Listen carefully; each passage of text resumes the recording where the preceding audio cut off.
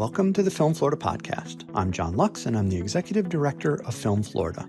Before we get to our interview, if you're not already a member of Film Florida, please consider joining at filmflorida.org. Please also consider going to our website and donating $20.25 for our 2025 fundraising campaign. Visit the Film Florida merchandise page at filmflorida.creator-spring.com to purchase Film Florida t-shirts, sweatshirts, coffee mugs, and more. All merchandise proceeds go to the Film Florida Filmmaker Grant and Scholarship Fund. Sam Reed is the Executive Director of the Sustainable Entertainment Alliance. SEA is a consortium of the world's leading studios, streamers, and industry leaders dedicated to advancing sustainability initiatives through advocacy, education, and innovation. Sam works collaboratively with SEA's member companies to reduce environmental impacts within the global entertainment industry and inspire a sustainable future. We talked to Sam about SEA and more on this episode of the Film Florida podcast. Here's my conversation with Sam Reed from the Sustainable Entertainment Alliance. Welcome to the Film Florida podcast, Sam. Thank you so much for having me. So let's start at the beginning. Give us your backstory. Yeah. So I'm currently the executive director of the Sustainable Entertainment Alliance, but I have spent my career working across a variety of sort of social impact and organizing projects. I went to Tufts University right outside of Boston for my undergrad, and then coming out of that, started working with some nonprofit organizations in the Boston area, and eventually ended up working on the Obama 2012 reelect campaign up in New Hampshire.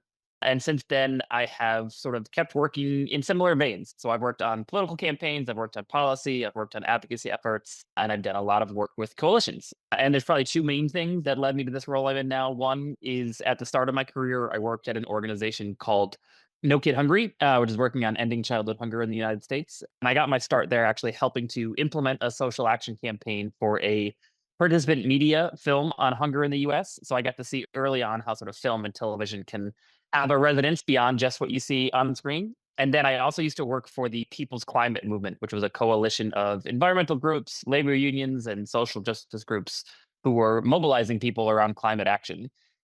So I've got some experience working across diverse groups of stakeholders and unifying them around a common objective. So I'm lucky enough to get to do that at work now with such an incredible group of entertainment industry leaders through the Sustainable Entertainment Alliance.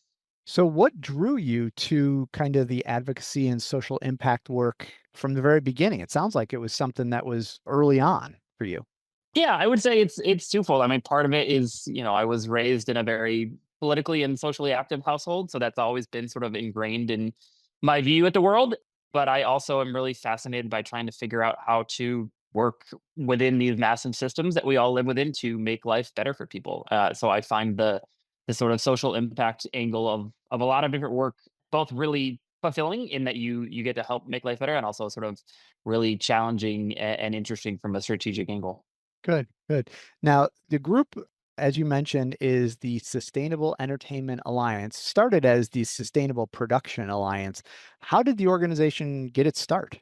So the Alliance is a consortium of leading studios and streamers and other industry stakeholders working to support this industry in its efforts to be more sustainable. And as you said, the initiative was until recently known as the Sustainable Production Alliance, when it was born out of a collaboration between leading studios and the Producers Guild of America and their Green Committee, and others who have worked for years to sort of highlight best practices in sustainable production and spur industry engagement. So it sort of stems out of this work of leading studios who were really focused on this and knew that we had to do a better job of cleaning up the environmental impact of our productions, and some great folks in the Producers Guild who are really working with their hands on and were able to had this sort of on-set experience that allowed to develop these resources that we can now use across the industry. Yeah, very cool. And as the executive director, you oversee many initiatives to develop a range of materials in production and climate storytelling. The Alliance also provides educational guides for productions across the globe. For those who may not know, be that familiar with this, give us an overview of the Alliance's efforts and impact over the years.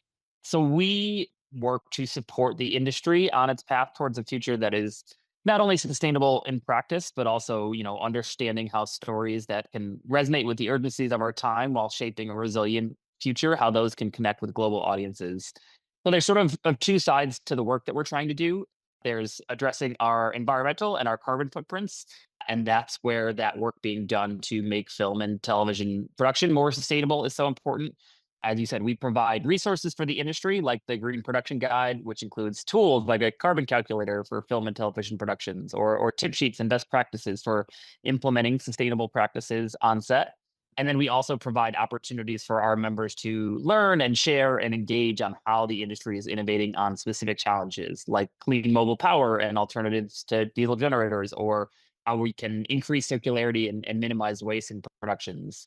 And I would say, in addition to the incredible work our members do to reduce our carbon footprint, we're also seeing a growing interest across the industry in reckoning with our cultural footprint and sort of what shows up on screen. So there, we work to lift up resources and support for creatives who want to tell stories that engage with climate change and sustainability.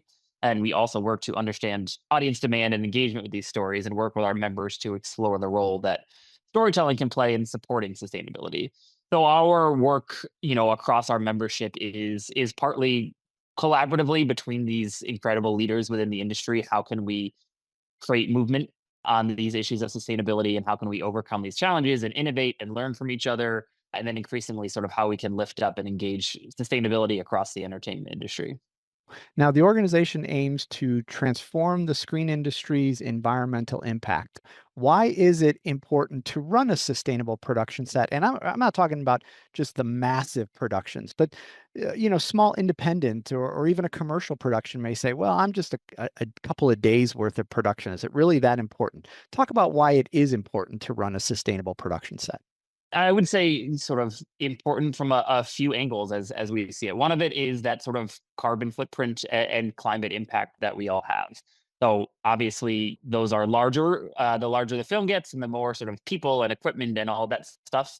But even for a small production, there is a carbon footprint, and that's one of the tools that we offer, is that ability to measure and identify where your emissions are coming from on set and what that can look like. So there's sort of a general climate piece to this, of we've all got to be figuring out in our day-to-day lives and our work lives how we can take steps to reduce our emissions and reduce our environmental impact.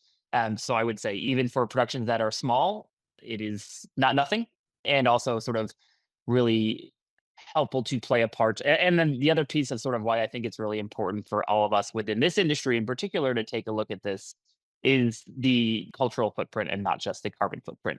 So part of this is the sustainability on set, and both making it a cleaner environment for our environment and for our people, but also sort of understanding that this is an industry that is in people's homes and on people's screens, and people, learn from and engage from and connect with characters or stories that we tell. And so with that comes this incredible opportunity to talk to folks and help them sort of understand what we're all doing on climate and sustainability, and how they can take that in, and helping folks sort of process all the things that we are seeing together from climate change.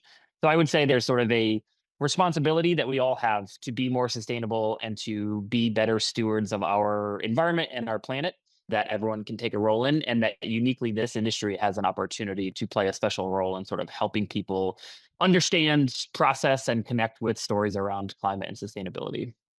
Now, members of the alliance include folks like Paramount, NBC Universal, Amazon, A24, Fox, Walt Disney Company, and obviously more.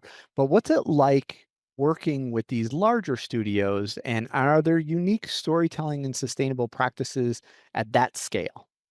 Part of this is identifying what that skill provides, and part of this is, that is a challenge for a lot of our members, is they're running these really big productions that anyone who's been on a set knows can sort of fall, and there's a lot of moving pieces, and there's a lot of equipment and people to move around and figure out. So there are these challenges that come with working at scale, but there are also opportunities that come with working at scale, and one of those is helping to sort of signal demand for cleaner alternatives to suppliers and vendors in the industry. One of the things that we do is learn a lot about emerging technologies and emerging vendors, and share that information with our members and all of that, especially at a time when we are seeing new technologies pop up around things like clean mobile power, right? So how we're replacing diesel generators on set, which are sort of ubiquitous, helping to bring mobile power to sets, but we also know they are emitters of carbon, but also of fumes that people have to breathe in, and sounds that people have to hear, and it changes how you set up, where you're setting up base camp and where you're laying cable. And so part of our opportunity with the scale of our members is helping to signal demand for cleaner alternatives to that. To be able to say to someone who's creating, batteries that are going to be mobile and provide an energy source, or people who are working on electric vehicle charging infrastructure, these are issues that as a society we need to tackle. But also, our members give us this opportunity to signal to them that there is a market for these things. And if you look at some of the work that someone like the Clean Mobile Power Initiative is doing, where some of these companies are literally investing in these companies to get that technology to market. So there's this opportunity for our members and the productions that we work on to sort of help innovate and help scale some of the solutions that we know have to be a part of this. Now, the Alliance mentions that audiences are increasingly focused on how the world is changing. How does the Sustainable Entertainment Alliance help productions connect with audience through both climate and sustainability in mindful content? You kind of touched on it a little bit, but talk about how important it is to connect with that audience. There's a couple pieces to this, right? We are an industry that, like I said before, is in people's living rooms with them, is in people's hearts, developing characters that they form connections to. And it is culture and entertainment and film and television are how a lot of people process the world. So as we're all dealing with this really scary sometimes specter of climate change and how it's going to impact our lives and what extreme weather looks like and all of that, I think there's a role for entertainment to play in helping people think through these issues and also helping to inspire solutions and point the way towards what we could be doing. So, from our perspective, there's sort of two ways that we think about this. Part of it is how do we support creatives who want to tell these stories, right? So, if there are screenwriters who are like, I'm passionate about climate change and I want to figure out how to tell this story. And our role there is really just helping to lift up resources that can be made available to them. So that could be, there are groups like Good Energy or NRDC's Rewrite the Future that offer hands-on script consulting or climate expertise to writers and to productions that are trying to incorporate these storylines. So how can we help make those connections between these creatives and the people who have both the expertise and experience working in this space and sort of help you understand, okay, you're setting your show in Texas. This is the unique climate impact that a show in Texas or that a character in Texas would be facing, or how it might be showing up in their life, and sort of help to make the art authentic to that. And then I would say the other piece of how we think about the climate thing is, or the storytelling piece of this all is around how we're helping it connect with audiences. Because I think no matter how good of a story you tell and then, you perfectly nail the argument for why we should be pursuing this solution to climate change, if no one sees that, that argument is not going to carry that much weight. So part of our work as well with our members who have these platforms and reach is helping to figure out where audiences are at on this and what they're hoping to see and how do we help these stories connect with audiences. So there's a lot of research that we do and sort of trying to understand where audiences are at and what they're hoping to see and how to best sort of help these stories reach audiences so that our business can thrive and also that the efforts that people are doing can be spotlighted. Well, I mean, I think it's important to know what the audiences are looking for too, because I mean, the truth is that some people are much more into, sustainability and dealing with climate change than others. And you don't want to shove something down people's throat if they're not prepared for it, but you also don't want to ignore it if people do want that, right? Yeah, exactly. We are a creative industry and a creative led industry. And so the story has to come first. But I think one of the things that make climate change such a compelling topic is that there are ways into this issue from all sorts of things. So to your point, there might be some people who are really passionate about climate political action and doing things around that they want to learn more about, and there are great stories for that. But if you're a rancher in Montana and you don't, necessarily consider yourself a climate activist, let's say, but you care a lot about clean water and clean land and biodiversity and wildlife preservation and all of these number of things. There are ways that climate and sustainability and environmental storylines sort of play into all of our lives. And so it's less about sort of trying to tell any one person or group of people like this is how you should be thinking about this or this is what you should be doing, but it's really exploring the creative stories that can be told that connect with people based on their lived experience. And we all know sort of we are living in this climate altered world, whether we would like to or not.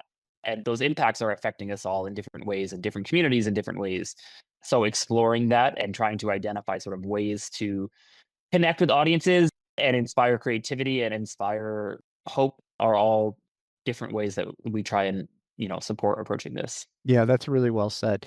Now, this is also underscored with the recently released Climate on Screen video narrated by Meryl Streep. Can you share a little bit about the project and how this partnership came to be? So I think one of the things that we talk about a lot and think about a lot is if you say to someone, "I want you to tell a climate story," everyone gets this sort of chill down their spine, and they're like, "Oh, great! I've got to figure out, the day after tomorrow, or another apocalyptic movie, or another sort of preaching documentary about how we all need to be doing better." And our point that we make internally and with some of the folks that we talked to around this is like these stories can be all sorts of things to all sorts of people. So we wanted to put together a way to highlight that and show that these stories can be both creatively and commercially successful. So we partnered with the National Resources Defense Council, NRDC, to produce this reel. And we're lucky enough to get to work with Meryl Streep to record the voiceover for it. And you can see it at climateonscreen.org. But what it is it sort of shows in popular entertainment all sorts of examples of what climate storytelling could look like. And that might be in Dune, they're dealing with, resource extraction and what, water scarcity looks like, or in Avatar, and they're looking at how people in the environment can adapt alongside each other. And there's all sorts of showing that these stories are already being told. It's not like you need to go fund a documentary that's going to show the impacts of oil production, but thinking about how it ties into people's lives and what these stories can look like and how they can be effective. So the Climate on Screen website has a bunch of resources for creatives who want to tell these stories, and we were really proud of the video that we created, and really grateful to folks like NRDC and Meryl Streep for their support in putting it together, and of course all of our member studios who sort of helped us get access to all of this content that shows these stories are already being told, and they're creatively and commercially successful in a way that we would like to see more of. Yeah. Sam, you were also featured on the sustainability panel at the Toronto International Film Festival, where you discussed the film industry's cultural and carbon footprints. You said storytellers have the opportunity to make change in the same way that Cheers introduced designated drivers, which I thought was a great comparison. What examples of changes have you seen as a result of different climate-driven stories? That is an area where we see lots of opportunity, and certainly we've seen sort of throughout the history of film and television, people engaging with cultural and social issues through it. The sort of popularization of designated drivers and Cheers obviously mentioned, but I think looking at something like Will and Grace or Modern Family and what that did for people's sort of acceptance and understanding of LGBTQ issues. I also think, you look at stuff like smoking, where there was a conscious effort made to stop showing smoking as being this super cool hip thing. And frankly, like if you look at the fossil fuel industry, we've seen them over the years invest in film and television and in storytelling because it works. And going all the way back to Julia Child's partnership with the natural gas industry to highlight natural gas stoves on her cooking show. Hmm. So it's clear that sort of showing these things on screen can make an impact on how people navigate these things. So there's really an opportunity to highlight solutions too. I think whether that's helping people better understand EV cars and how they work, or induction stoves and heat pumps. I think we've seen really interesting work happening even in the unscripted space, where it's a cooking show or a home renovation show, but they are spotlighting clean technology as part of that. So I think there's sort of a few ways that these stories can show up in mainstream content, and we talk about them from sort of different levels, where there are premise-based stories, something like Don't Look Up, where it is a whole story that is a metaphor for climate change and how people are dealing with it, and sort of showing how society is handling it. But there's also story level versions of this, where it might be a show that has nothing to do with the climate crisis or anything like that, but sort of shows how its characters might be dealing with climate in a specific instance, or how they're doing things. And then there's also sort of these background opportunities where it might be, you're writing a sitcom, and the dad is a plumber, so can you make the dad a solar panel technician? Or you're showing people meeting up. Can you have them meeting up at a composting facility, or things like that, where you can integrate these stories into things that are already happening, and they don't have to be the feature of it, but they can show what is possible and what is available to people. So I think there's lots of opportunities for more things like that, both from the premise level, approaching that full on, but also even just incorporating it into the background of a scene or a storyline can really go a long way. Yeah. Now, the Sustainable Entertainment Alliance provides many production toolkits for users. Anyone can access these, including Film Florida, which was invaluable when we were putting together our sustainable recommendations for sets. Talk a little bit more about the tools and what you guys have on your website if people are looking for additional information. Our website, you can find it at sustainableentertainmentalliance.org. So we worked on the Green Production Guide, as we call it, for a long time, and starting from that partnership with the Producers Guild. And there's a couple sort of key features in there. One is we have a carbon calculator called the Production Environmental Action Report, which shortens to the PAIR. And so that is a way for productions to calculate their carbon footprint. So it asks you to track things like your fuel usage and utility usage on a production, and then will help you calculate what the carbon footprint for that production is. We also have a best practices checklist, the production environmental action checklist, which shortens to the PEACH. So there's a stone fruit theme to these, but that best practices tool sort of walks through from a department by department level what everyone can be doing to be more sustainable on set.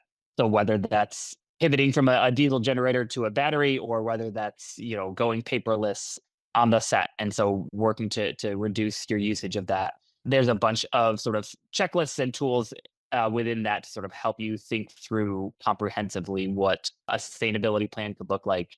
We also have a toolkit for lumber tracking there, and using sort of more sustainable plywood and things like that from a materials perspective. And then there's a whole bunch of tip sheets and guides and best practices for all sorts of things. There's sample signage that you can print out and hang up around set. There's memos that you can distribute to crew at the beginning of a production to let them know what your sustainability goals are for the run of the show is. So a whole bunch of resources within that green production guide that we make available for free on our website, because we think that anyone who's filming a piece of content, whether that's a show, a movie, or whatever, in this industry, should be able to have the tools they need to do so successfully. Now, how have you seen the industry's collective carbon footprint change? Are we doing better? That's a good question. I would say definitely we're doing better and not doing good enough all at the same time. Mhm. So one of the things that we do as an alliance is to produce a benchmarking report that looks at the average emissions for a film and television show based on sort of different types and budgets and those pieces of things. And I think the most interesting piece to us to track on that over time is a little bit the sort of actual emissions, in particular where those emissions are coming from. And so we know from looking at that data that on most types of productions, over 50% of the emissions are coming from fuel. And Mm. that comes from two main areas: transportation, so the cars and trucks that get driven on productions, as well as diesel generators that I mentioned before that have been used as mobile power on film sets for decades. So those are two areas in particular, given how much fuel contributes to our footprint, where there's a lot of work to be done, but we're also seeing a lot of innovation underway across the industry to address it. So we talk with our members a lot around how they're using clean mobile power on sets and the opportunities and challenges for batteries as replacements for diesel generators. So helping think through, okay, here's the cost differential, and here's how we're gonna tackle that, and here's what the sort of Jenny operators or electricians or anyone who's sort of working with these technologies on set needs to know, and how to best maximize the usage of these, and how they might be different, compared to a more conventional diesel alternative. Or, the use of electric vehicles on set is another area where we're seeing lots of great progress, and also know that we need to keep doing more, both for passenger transport, but also for trucks and these sort of medium and heavy duty vehicles. How are you managing charging? How are you managing your fleet? So that's an area where we are seeing a ton of innovation happening, and also a lot of knowledge sharing that's been really effective between productions to say, hey, we tried this and we charged these vehicles at this time and it worked well, and it worked with our drivers and our transport department. So our hope is that by showcasing our collaborative commitment to these efforts, we can encourage innovation and growth by sending a signal to suppliers, to governments, to other key decision makers that there is a robust appetite for clean energy alternatives. So that is definitely an area, I would say overall with this, where we need to be doing more. Certainly, we are not at a place where we can say, we're doing the best, but also continued to see a lot of great innovation, and there's a lot of great energy. And I get to, I am spoiled in that I get to work with a lot of really committed individuals who are passionate about this and working within our studio members, but also in unions and guilds and production companies and sort of across this industry to take these practices and implement them and sort of get more people bought in on it. Now, what's your response to, the pushback where someone will say, look, my budget is really tight, and the perception that being more sustainable equals more expensive. So, how do you respond to that when somebody brings that to your attention? It's a real concern for people, and it's a real thing that even our members, many of whom are working on projects with big budgets. It is an industry, and we as an industry need business success to stick around and to thrive. So I'm not going to sit here and tell you that it's not a thing that people are worried about, but I would say sometimes we can see costs come down, and in particular, we're sort of seeing the cost of equipment come down over time as people figure out how to make these and sort of develop them successfully. I also think there's a lot of benefits to these that go beyond cost and sort of can trickle. So even just going back to diesel generators again, obviously there is a cost to batteries, but there is also a cost to generators and fuel. And so really balancing out, okay, yes, I'm paying more upfront for a battery, but I'm gonna save on fuel over time. And also there are, sound benefits. It's quieter on set. And so I can set up base camp closer to where the power source is or vice versa. And our workers are breathing in fumes less every day. And there's sort of these ancillary benefits that go beyond just the sort of emissions reduction piece of this that can be really valuable and also offer some cost savings. And I think too, from a big picture perspective, looking at the long term of this, where something might be more expensive on one production, but I think we're seeing the effects of climate change really have an impact on productions, whether that's things like extreme weather that are damaging infrastructure or damaging the ability for people to shoot, but also extreme heat having an impact on workers who are trying to shoot and that affecting production. Like we all live in this climate altered world and we also have to operate our productions in this climate altered world. And so in order to keep those things from being an even greater expense down the line, there are benefits for sustainability that come from these specific implementation of these things, but also this collective efforts are going to make our planet more livable for the longer term. And that in and of itself has a value that I don't think you can put money on. Now, Sam, what advice do you have for productions that would like to be more sustainable, but I don't know, maybe they're just overwhelmed by the whole thought of it? You've mentioned obviously generators a few times, but what are some of the other small kind of low-hanging fruit that are really good starting points for productions to look at?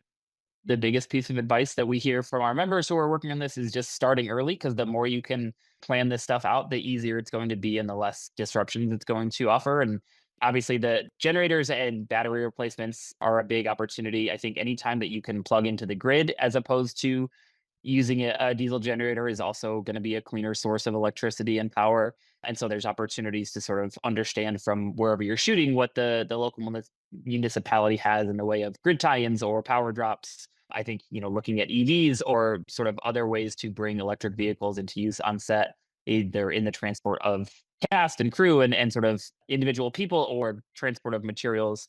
I also think one of the areas that we work on a lot is circularity and waste reduction. So having a plan for what's going to happen when it's time to break down the set and what materials can you reuse for a future production, what materials can you divert from a landfill to get more reuse out of them.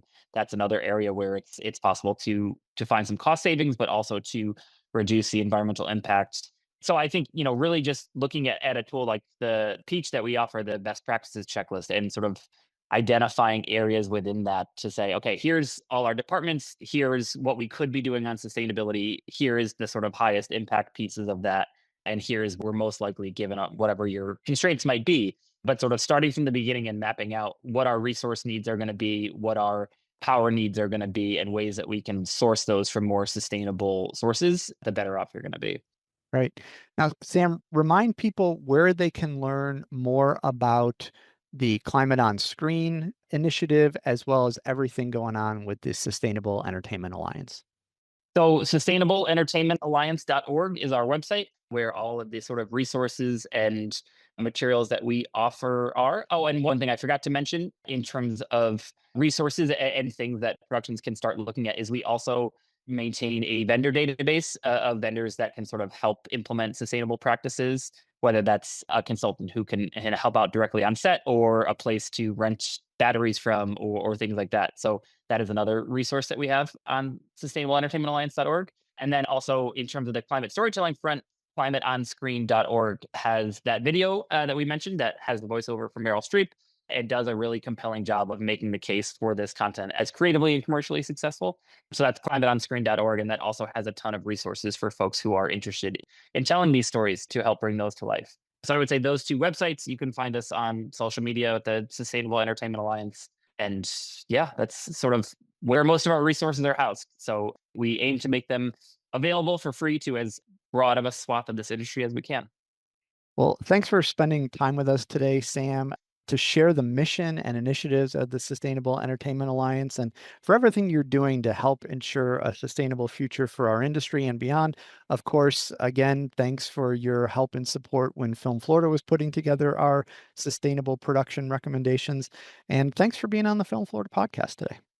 Yeah, thanks so much for having me and for bringing this work to your members. Thanks for listening to the Film Florida podcast. For more information about Film Florida, go to filmflorida.org and like or follow our social media pages. If you're not already a member of Film Florida, please consider joining at filmflorida.org. Please also consider going to our website and donating $20.25 for our 2025 fundraising campaign. Check out the Film Florida merchandise at filmflorida.creator-spring.com. And please remember to subscribe, rate, and review the podcast.